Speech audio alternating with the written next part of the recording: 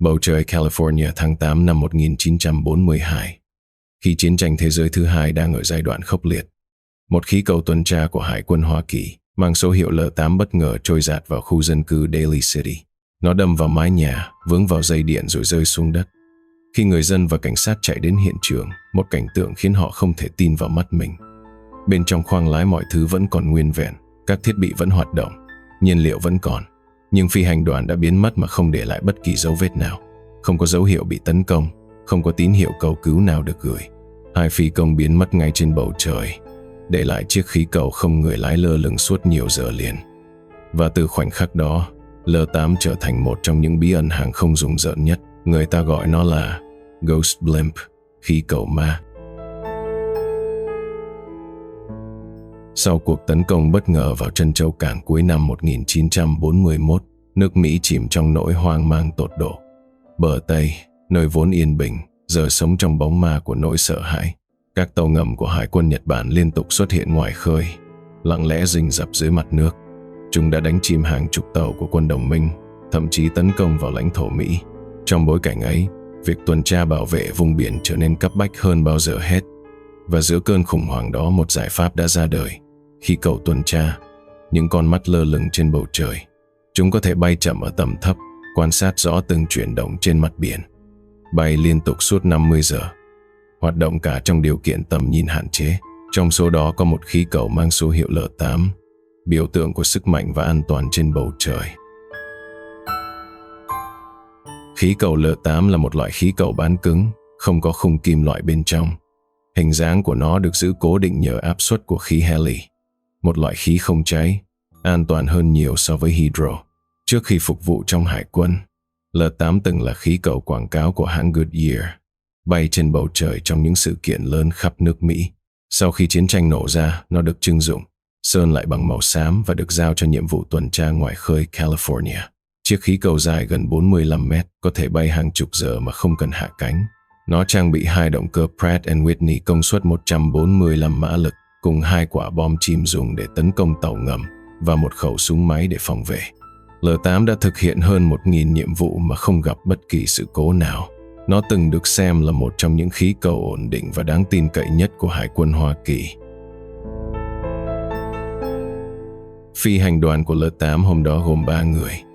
Đầu tiên là Trung úy Ernest DeWitt Cody, 27 tuổi, tốt nghiệp Học viện Hải quân, một trong những phi công xuất sắc nhất của lực lượng khí cầu. Người ta nói ông là con người chưa bao giờ phạm sai lầm. Trong hồ sơ, Cody có hơn 750 giờ bay và chưa từng gặp bất cứ sự cố nghiêm trọng nào. Cùng bay với ông là thiếu úy Charles Ellis Adams. Ông đã có hơn 20 năm trong quân ngũ và hơn 2.000 giờ bay. Adams là người từng sống sót sau 3 thảm họa hàng không kinh hoàng nhất thời đại: vụ rơi khí cầu USS Macon, vụ tấn công Trân Châu Cảng và vụ nổ Hindenburg huyền thoại. Một người như vậy không dễ mất bình tĩnh hay phạm sai lầm cơ bản. Người thứ ba là kỹ sư bay James Riley Hill, phụ trách kỹ thuật và vận hành khí cầu trong suốt chuyến bay. Với một khí tài chưa từng gặp sự cố và một phi hành đoàn chưa bao giờ mắc sai lầm, không ai có thể ngờ rằng chỉ vài giờ sau khi rời mặt đất, L-8 sẽ trở thành một trong những bí ẩn rùng rợn nhất Thế chiến II. Lịch trình chuyến bay tuần tra số hiệu 101 khí cầu L-8. Thời gian cất cánh 6 giờ 0 phút sáng, Chủ nhật, ngày 16 tháng 8 năm 1942. Địa điểm xuất phát, căn cứ hải quân trên đảo Treasure. Nhiệm vụ, tuần tra vùng ven biển phía tây nước Mỹ. Đường bay dự kiến, bay hướng Tây, tiến ra khu vực quần đảo Farallon. Tiếp tục bay lên phía Bắc đến Point Reyes. Bay vòng xuống phía Nam đến Montara. Hoàn tất tuần tra, trở về căn cứ. Tổng thời gian ước tính 4 giờ, trong điều kiện bay tốt và tầm nhìn ổn định. Trước chuyến bay, một điểm báo đã xuất hiện. Khi kiểm tra lần cuối, Trung úy Cody nhận thấy lực nổi của khí cầu không đạt tiêu chuẩn. Có thể là do sương mù dày đặc vào buổi sáng làm giảm nhiệt độ và khiến khí heli giảm thể tích, từ đó giảm lực nâng của khí cầu. Độ ẩm cao và sương mù dày đặc cũng làm cho hơi nước ngưng tụ và bám vào vỏ khí cầu, làm tăng thêm trọng lượng tổng thể. Để giảm trọng lượng và đảm bảo an toàn, Cody ra lệnh cho kỹ sư James Riley Hill ở lại căn cứ. Và chuyến bay hôm ấy chỉ còn 2 người, Cody và Adams. 6 giờ 3 phút sáng Chủ nhật, ngày 16 tháng 8 năm 1942. khí cầu L8 rời đường băng trên đảo Treasure, bay về hướng Tây, tiến ra Thái Bình Dương. L8 bay chậm rãi, lặng lẽ giám sát mặt biển bên dưới. 7 giờ 42 phút sáng, phi hành đoàn gửi một tín hiệu vô tuyến về trung tâm chỉ huy. I'm investigating suspicious oil slick. Stand by. Đang điều tra một vết dầu loang đáng ngờ. Chờ lệnh. Một báo cáo hoàn toàn hợp lý, bởi vết dầu loang trên mặt nước có thể là dấu vết cho thấy tàu ngầm đang ẩn bên dưới, và đó cũng là lần cuối cùng người ta nghe thấy giọng nói của phi hành đoàn L8.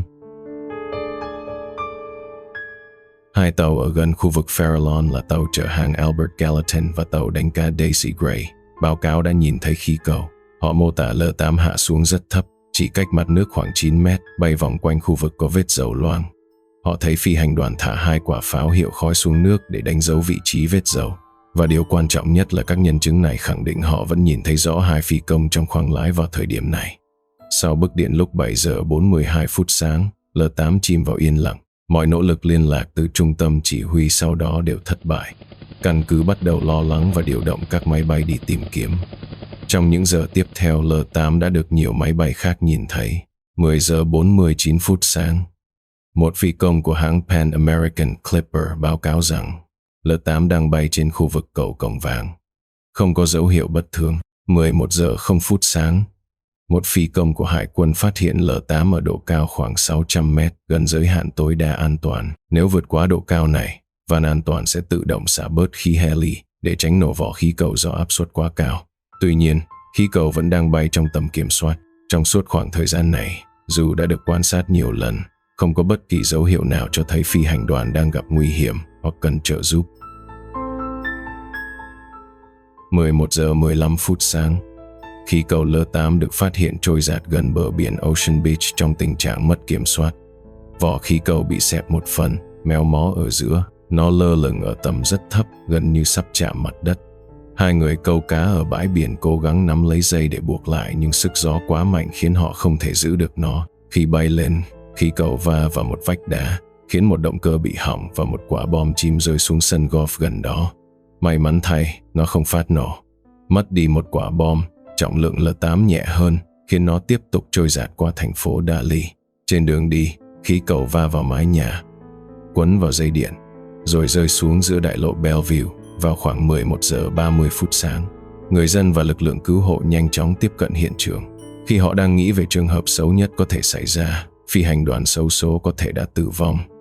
Nhưng thứ họ nhìn thấy còn đáng sợ hơn như thế nhiều lần. Cuộc điều tra do Hải quân Hoa Kỳ tiến hành ngay sau vụ tai nạn không những không làm sáng tỏ bí ẩn, mà ngược lại còn khiến câu chuyện trở nên mâu thuẫn và khó hiểu hơn. Khi các nhà điều tra kiểm tra khoang lái của L8, họ ghi nhận hàng loạt chi tiết kỳ lạ.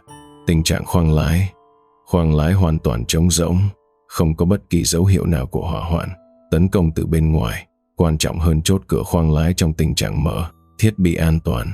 3 chiếc dù và một chiếc bè cứu sinh cao su đều còn nguyên vẹn, được xếp gọn gàng đúng vị trí, cho thấy phi hành đoàn không hề rời khí cầu trong tình huống khẩn cấp có chuẩn bị. Thiết bị bay, đài vô tuyến vẫn hoạt động tốt, công tắc động cơ đang bật, thùng nhiên liệu vẫn còn đủ cho nhiều giờ bay nữa. Vật dụng cá nhân và tài liệu, mũ của Trung úy Cody được tìm thấy nằm trên bảng điều khiển. Phát hiện quan trọng nhất là chiếc cặp chứa các tài liệu mật vẫn còn nguyên trên tàu. Theo quy định của Hải quân Hoa Kỳ, đây là vật phẩm đầu tiên phải được tiêu hủy trong trường hợp khẩn cấp hoặc bị bắt giữ. Các vật dụng bị thiếu. Chỉ có 2 thứ duy nhất biến mất khỏi khí cầu là 2 phi công và 2 chiếc áo phao cứu sinh của họ. Vì việc mặc áo phao là quy định bắt buộc đối với tất cả các phi hành đoàn khi bay trên biển. Sau 7 ngày điều tra, Hải quân đã đưa ra kết luận chính thức. Họ loại trừ khả năng L8 bị bắn hạ, bị cháy hoặc có hành vi sai phạm nào từ phi hành đoàn. Giả thuyết hợp lý nhất là một tai nạn hy hữu đã xảy ra. Có thể trong lúc hạ thấp độ cao để điều tra vết dầu loang, một trong 2 người đã mở cửa khoang lái và vô tình bị ngã xuống biển. Người còn lại trong lúc cố gắng cứu đồng đội cũng đã bị rơi theo. Về mặt vật lý, việc mất đi đột ngột trọng lượng của 2 người đàn ông trưởng thành sẽ khiến khí cầu đột ngột nhẹ đi, bay vọt lên cao. Điều này phù hợp với việc L8 được phát hiện ở gần độ cao áp suất giới hạn sau đó. Tuy nhiên, chính Hải quân cũng phải thừa nhận rằng đây chỉ là phỏng đoán và không có bằng chứng cụ thể nào. Cuối cùng, vụ việc được phân loại là không rõ, không xác định. Sự yên lặng và thiếu lời giải thích thỏa đáng từ cơ quan chức năng đã mở đường cho vô số giả thuyết từ hợp lý đến hoang đường được ra đời, nhằm lấp đầy khoảng trống trong câu chuyện bí ẩn này. Đây là giả thuyết chính thức được Hải quân công bố và cũng là hướng giải thích được nhiều chuyên gia ngày nay ủng hộ. Nó lý giải được một số chi tiết quan trọng. Cửa khoang lái bị mở. L8 đã hạ độ cao xuống rất thấp để điều tra vết dầu loang, và việc khí cầu bay vọt lên cao có thể là do mất trọng lượng đột ngột. Tuy nhiên, giả thuyết này vẫn còn quá nhiều điểm vô lý. Tại sao phi công còn lại không gửi tín hiệu cầu cứu vô tuyến trong khi thiết bị vẫn hoạt động bình thường? Tại sao không một ai trong số những nhân chứng trên hai con tàu Albert Gallatin và Daisy Gray không nhìn thấy ai rơi xuống biển? Và quan trọng hơn, với kinh nghiệm bay dày dặn, cả Cody và Adams không thể cùng lúc phạm một sai lầm sơ đẳng đến vậy. Một số người tin rằng phi hành đoàn đã bị tàu ngầm Nhật Bản bắt giữ khi hạ thấp độ cao điều tra vết dầu loang, vốn là một cái bẫy. Cũng có ý kiến cho rằng Cody và Adams có thể đã đào ngũ, bỏ trốn khỏi quân đội. Nhưng nếu vậy, tại sao họ lại để lại chiếc cặp chứa tài liệu mật, thứ mà mọi sĩ quan đều hiểu rõ giá trị của nó? Và quan trọng hơn, không có bất kỳ bằng chứng nào về một tàu ngầm xuất hiện trong khu vực vào thời điểm đó.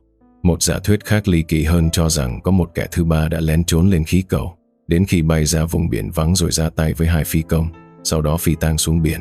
Tuy nhiên, Hải quân đã nhanh chóng bác bỏ khả năng này, vì khoang lái L8 quá nhỏ để che giấu một người trưởng thành, và mọi thay đổi về trọng lượng đều sẽ khiến khí cầu mất cân bằng nên sẽ bị phát hiện ngay lập tức. Dù có bao nhiêu giả thuyết được đặt ra thế nhưng không một kịch bản nào có thể giải thích được toàn bộ những chi tiết kỳ lạ còn sót lại trên L8. Hai phi công dày dặn kinh nghiệm, một khí cầu hoạt động bình thường và sự biến mất không dấu vết giữa bầu trời Thái Bình Dương. Tất cả tạo nên một câu hỏi chưa từng có lời giải, mãi mãi ám ảnh lịch sử hàng không Hoa Kỳ. Sau vụ việc, L8 được kéo về căn cứ sửa chữa và tiếp tục phục vụ đến hết Thế chiến.